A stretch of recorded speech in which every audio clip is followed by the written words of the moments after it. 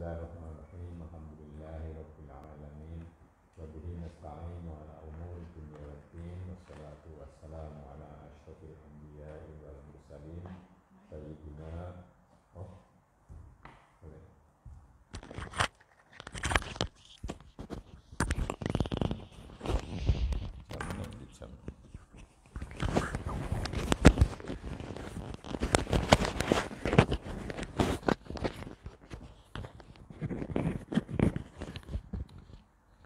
Assalamualaikum warahmatullahi wabarakatuh. Bismillahirrahmanirrahim. Alhamdulillahirabbil alamin. Wa bihi nasta'inu ala umuri dunya waddin. Wassalatu wassalamu ala asyrafil anbiya'i wal mursalin sayyidina wa maulana Muhammadin wa ala alihi wa sahabatihi ajma'in. Saudara, marilah kita baca surat Al-Fatihah untuk penulis kitab yang kita pelajari ini, Al-Amthal Al-Hikam, yakni Abul Hasan Al-Mawardi. Lahul Fatihah. A'udzu billahi minasyaitonir rajim. Bismillahirrahmanirrahim. Alhamdulillahi rabbil alamin. Ar-Rahmanir Rahim. Maliki yaumiddin. Iyyaka na'budu wa iyyaka nasta'in. Ihdinas siratal mustaqim. Siratal ladzina an'amta 'alaihim ghairil maghdubi 'alaihim waladdallin. Amin. Saudara, kemarin kita sudah sampai mathal yang ke-18 ya dari dari kaum bijak bestari atau 48 dari seluruh hadis dan masal. Sekarang kita lanjutkan dengan yang ke-19. Bismillahirrahmanirrahim. Man dha'ufa ra'yuhu qawiya didduhu. Wa man sa'a tadbiruhu halaka junduhu. Barang siapa lemah daya pikirnya, barang siapa lemah pendapatnya atau lemah nalarnya, maka lawannya akan menjadi kuat. Barang siapa yang pikirannya itu tidak begitu baik, maka qawiyya didduhu, yang lawannya menjadi kuat, ya. Karena karena ketidakmampuan dari orang itu untuk memikirkan yang mesti diperbuat menghadapi lawannya. Wa man sa'a tadbiruhu halaka junduhu. Barang siapa yang bahasa sekarangnya itu manajemennya itu jelek, maka pasukannya akan hancur. Ya, di sini yang disebut hanya pasukan ya, tapi sebenarnya bukan hanya pasukan ya, yang kalau kita mismanagement maka rusak sistem yang kita pegang atau pekerjaan yang kita lakukan, misalnya keuangan kita atau keluarga kita, atau kalau kita punya perusahaan atau punya pekerjaan yang menyangkut banyak orang, itu kalau tadbirnya, kalau manajemennya tidak baik, itu pasti akan tidak baik pengelolaan human resources-nya, mungkin begitu, sumber-sumber kekuatan yang ada yang menjadi miliknya. Ya, jadi ini siapa Al-Mawardi sudah memikirkan manajemen sebetulnya ya, atau manajemen itu sudah ada dari zaman dulu ya. Orang menyadari bahwa tanpa manajemen yang baik, maka apa yang kita kerjakan itu bisa terganggu, kan begitu. Yang berikutnya, man qa'ada an hilatihi aqamathu asyadaidu. Ya. Barang siapa yang berhenti melakukan taktik dalam kehidupannya. Hilah itu sebenarnya asalnya cara keluar dari aturan sebetulnya. Tapi bisa juga berarti hilah itu ya cara keluar, cara mengatasi persoalan. Itu namanya hilah. Jadi kita tidak boleh berhenti memikirkan bagaimana mengatasi persoalan-persoalan yang kita hadapi. Karena man qa'ada an hilatihi aqamatu syadaidu. Maka dia akan dibangunkan oleh kesulitan-kesulitan besar. Ya, kesulitan besar. Kalau kita lupa memikirkan hilah, lupa memikirkan taktik di dalam menjalani kehidupan, maka tiba-tiba persoalan besar akan muncul. Ya, artinya kita harus peduli terhadap apa yang kita lakukan sendiri, cermat, ya mungkin begitu. Barang siapa tidak cermat, nanti tiba-tiba seperti sekarang ini banyak orang kena banjir. Kenapa kena banjir? Karena orang tidak memperhatikan hal-hal kecil yang sebelumnya sebetulnya harus sudah diketahui bahwa itu bisa menyebabkan banjir. Ya. Lalu waman qoma an aduwihi waman nama an aduwihi ambahadhul makaidu. Barang siapa yang terlena atau tertidur, tidak memperhatikan musuhnya, maka dia akan dibangunkan oleh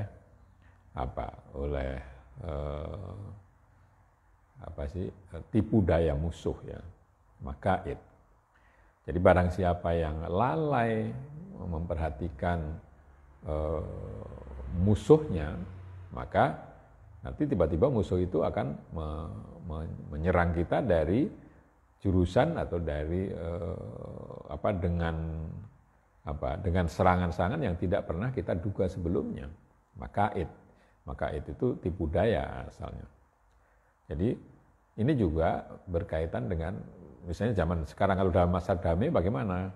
Kalau pada masa damai, ya ini maksudnya adalah bahwa kita tidak boleh lalai memperhatikan keadaan. Tidak boleh lalai memperhatikan keadaan. Karena kalau kita lalai, maka ada hal-hal yang semula kecil yang karena kita tidak perhatikan lalu menjadi persoalan besar.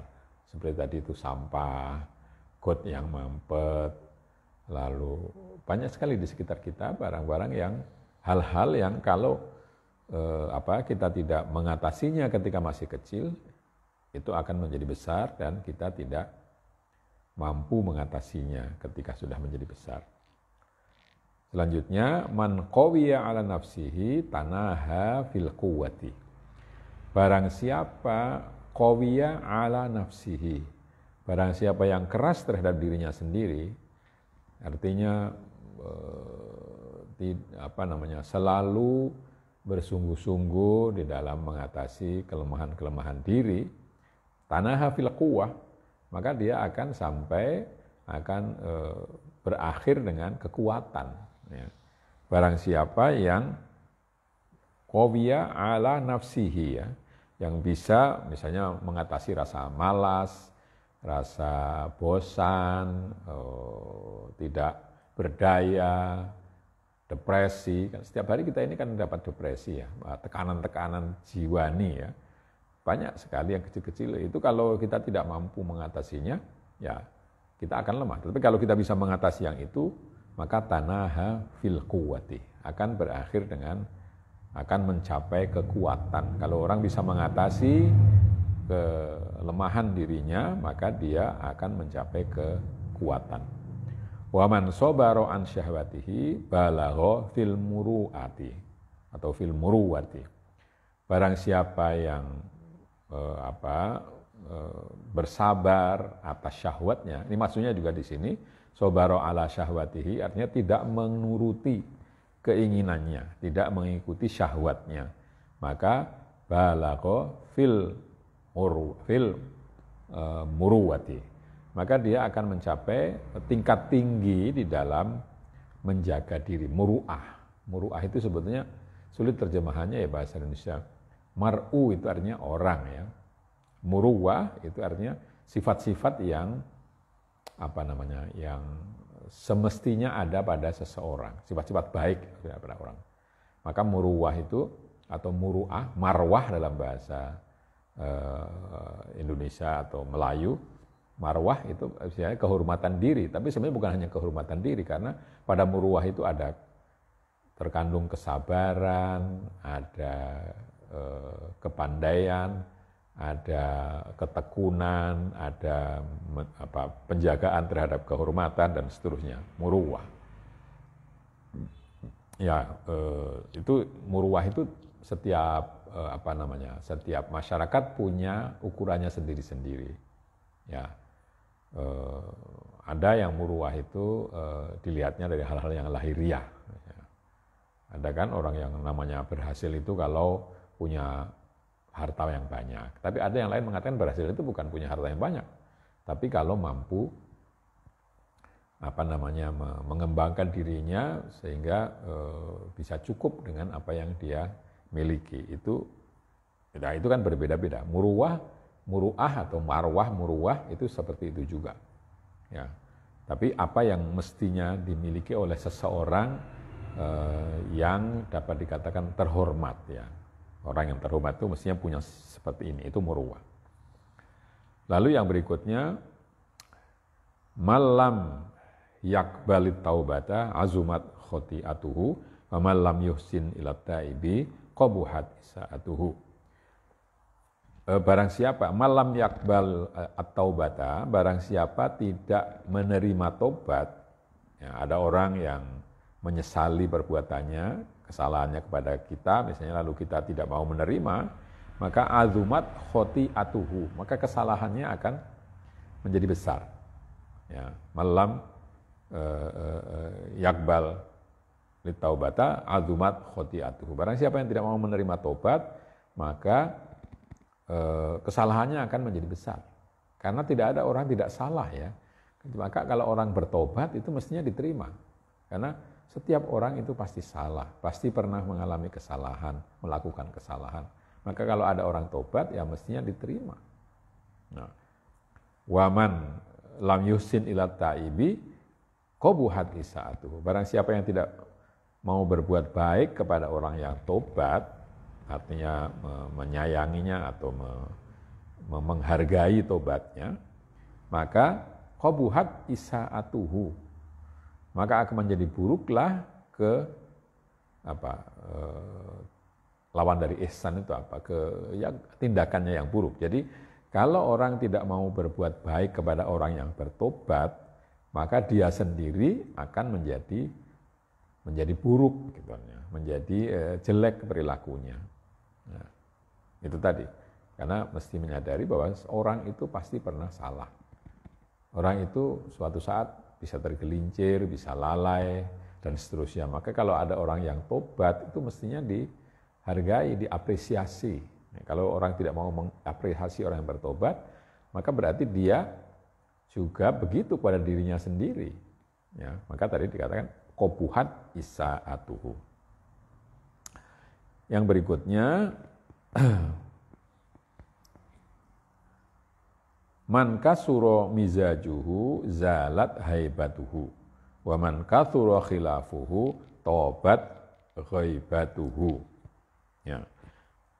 Man kathuro mizajuhu, barang siapa banyak bergurau, maka zalat haibatuhu, akan hilanglah kewibawaannya. Jadi humor itu boleh, tapi jangan terlalu banyak. Kalau kathuro, kalau banyak bergurau, maka orang lalu tidak begitu berwibawa. Orang tidak menghargai, orang tidak takut kepadanya dan seterusnya karena terlalu banyak bergurau. Ya, ini. Tapi juga mungkin terlalu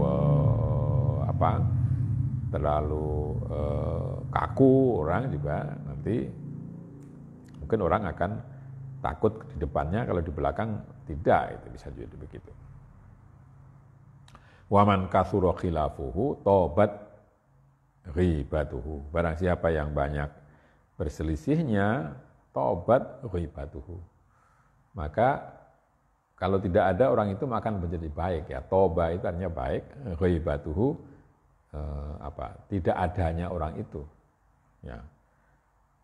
Jadi kalau orang sering sedikit-sedikit berselisih, itu kalau orang berharap, wah kalau dia tidak ada pasti lebih baik kan begitu. Tobat ghibatuhu itu maksudnya orang menjadi berharap bahwa dia itu tidak muncul gitu ya. Kalau dia muncul nanti kan berselisih lagi, bersengketa lagi dan seterusnya. Jadi ada orang yang seperti itu, yang orang banyak itu mengharapkan bahwa dia tidak ada karena supaya tidak terjadi perselisihan. Gitu. Yang berikutnya yang ke-24, man istaghna bi ra'yihi dzalla wa man iktafa bi aqlihi zalla. Man istaghna bi ra'yihi. Barang siapa yang merasa cukup dengan pendapatnya sendiri, maka dzalla, akan hina orang ini. Jadi barang siapa yang cukup dengan pendapatnya saja, itu akan akan menjadi hina. Kenapa? Karena pendapat orang itu terbatas. Pendapat orang itu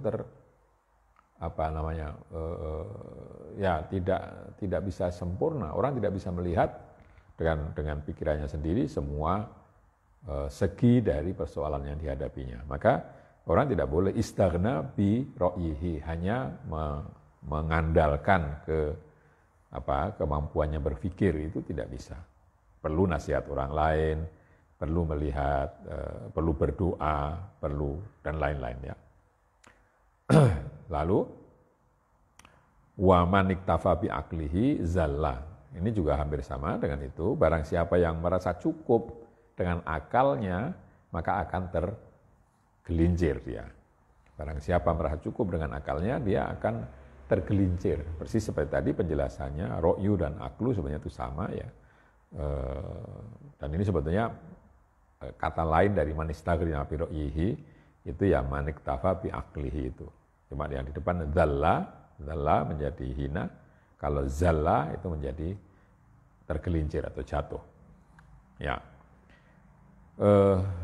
Banyak orang yang karena mengandalkan pikirannya sendiri lalu menjadi jatuh ya. Man amana bil akhirati lam yahris ala dunya. Nah, ini banyak ditemukan di dalam ajaran agama kita ya. Man amana bil akhirati lam yahris ala dunya. Barang siapa percaya kepada akhirat, maka dia tidak akan tamak, tidak akan menginginkan banyak tentang dunia, ya, tidak akan menginginkan banyak di dalam kehidupan dunia ini. Kalau ingat akhirat ya. Seperti kemarin kalau orang itu banyak bersabar, itu kan lalu Allah akan menerima amal orang itu walaupun sedikit ya, begitu. Man rodiya bil qalili, kalau tidak salah kemarin, man rodiya bil qalili radhiyallahu bil qalili minal amal. Man rodiya bil qalili min rizqi radhiyallahu bil qalili minal amali. Ya, barang siapa yang ridho karena sedikitnya rezeki, nanti di akhirat Allah akan ridho juga meskipun amalnya hanya sedikit. Man aikona, yang berikutnya, man aikona bil majazati lam yu'thir alal husna. Ya. Barang siapa yang meyakini majazah itu artinya honorarium atau balasan yang balasan yang berupa hal-hal yang bersifat fisik ya, balasan. Jadi ada orang mengerjakan sesuatu lalu dia meyakini nanti pasti akan diberi bayaran misalnya begitu. Nah, man aikona bil majazati atau bil mujazati lam yu'thir alal husna. Orang yang meyakini dalam setiap perbuatannya itu meyakini akan balasan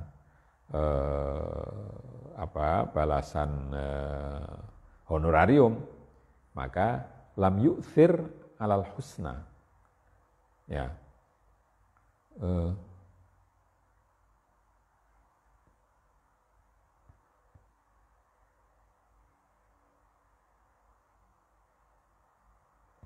Ya, lam yu'thir alal husna itu artinya orang tidak akan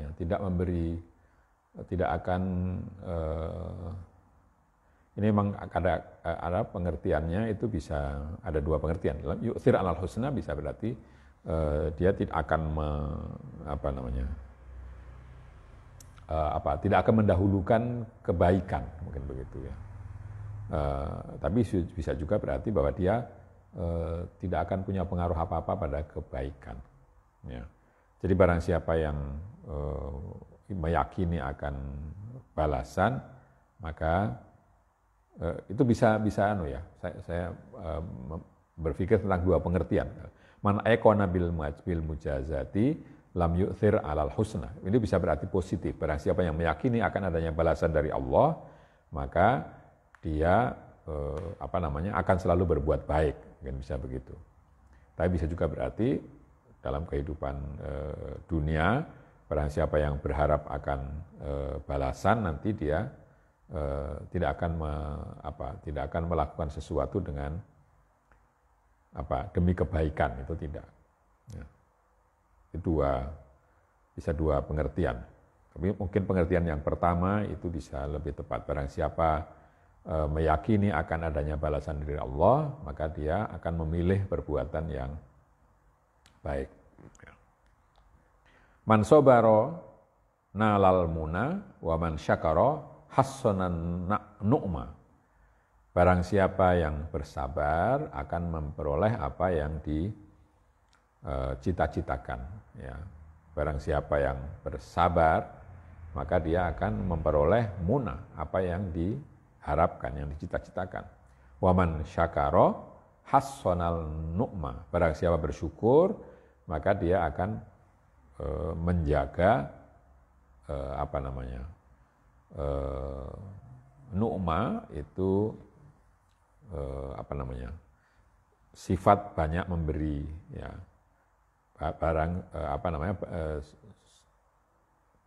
Bisa juga berarti anugerah, ya, bisa anugerah. Ini kalau dinisbahkan kepada Allah berarti nu'ma itu anugerah Allah. Man wa man syakara hassana nu'ma. Barang siapa bersyukur, maka anugerah Allah itu akan terjaga, akan terus ada pada orang itu. Ya.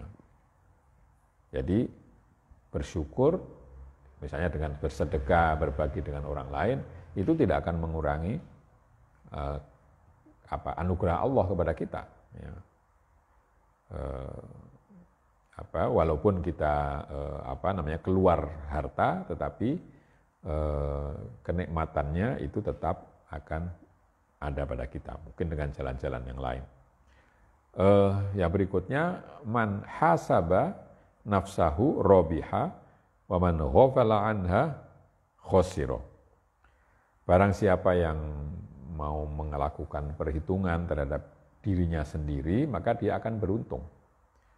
Man hasaba, muhasabah artinya melihat apa yang telah kita kerjakan, lalu apa yang masih kurang, apa yang sudah bagus, yang kurang ya diperbaiki, yang bagus ditambah, maka robiha, dia akan beruntung, akan tidak akan rugi kalau orang muhasabah pada diri sendiri. Waman ghafala anha khosiro. Tapi orang sebaliknya, orang yang lalai terhadap dirinya sendiri, maka dia akan merugi. Nah, seringkali kita ini tidak bisa melakukan muhasabah terhadap diri sendiri sehingga jatuh kepada kerugian. Ini masih dua lagi yang dari kaum bijak bestari, saya habiskan sekali ini. malam yatta'idh bimauti waladin lam yatta'idh biqauli ahadin.